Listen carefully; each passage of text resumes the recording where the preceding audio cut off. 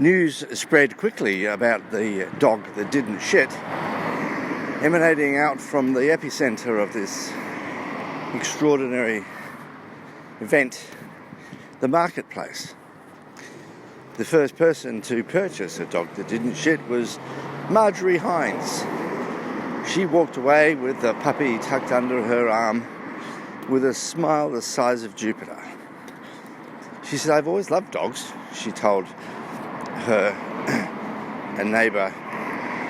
She told her neighbour, she says, "But the only thing wrong with dogs is that they mess everywhere." She says, "So the opportunity to buy a dog that doesn't shit is something I simply couldn't move past." "How do you know that it doesn't shit?" asks the neighbour, excitedly patting the small animal on the head.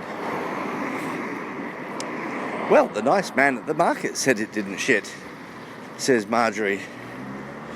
She scampers inside to fussick around and find something to feed the animal that could not defecate. Well,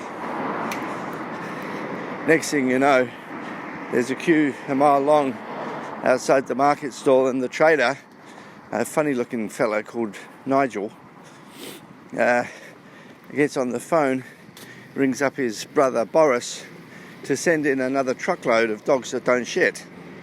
Hand over fist, he sold those squirming puppies. "How does it work?" asked one of the townsfolk naively. It's a miracle of modern science," says shady Nigel. "A miracle of modern science. Genetically engineered. But where does the poo go?" "Well, there is no poo," says Nigel. "There is no poo. The poo is vaporized in a non-smelling, bacteria-free, harmless, gaseous..." He said, "Look, do you want to buy one? I'll give you 2 for half price." Well, let me just say this. The town lapped them up. Truckload after truckload of puppies were sent into that marketplace. And when the money had stopped changing hands and the puppies had stopped being handed out from their boxes into the hands of the adoring public, who had at last the perfect pet. The perfect pet. For what could be more perfect than a dog that doesn't drop? A drop-free dog.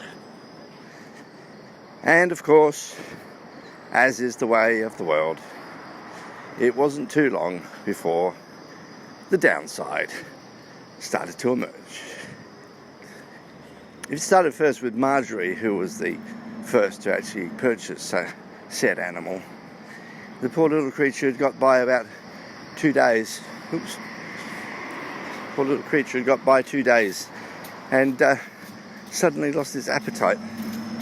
Rather than wolfing down a piece of bread with Marmite on it, the little scraps of cheese that she left after her lunch, it just simply turned its nose up.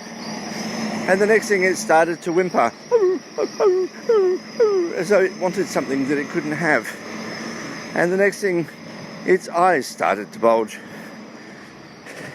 And the thing after that is the phone started ringing.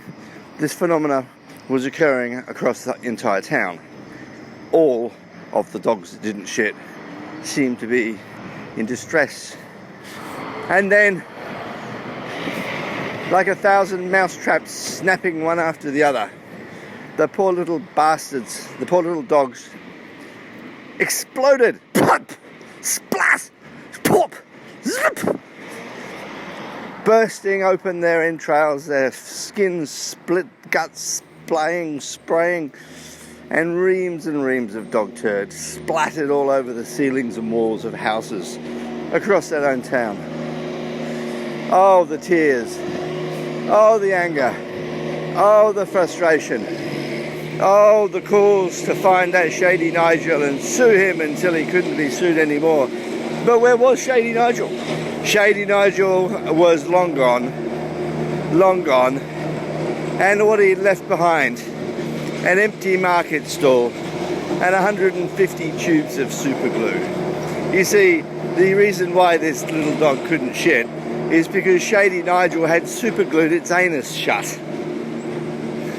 And of course the moral of this story is that if somebody offers you something which is perfect beyond reproach, question it, sniff it, lift up its tail and poke your finger in its butt to see whether your finger penetrates deeper than the first knuckle. Because it just doesn't work that way on life. It just doesn't work that way. Nothing's ever perfect. And if it sounds too good to be true, it probably is. The end.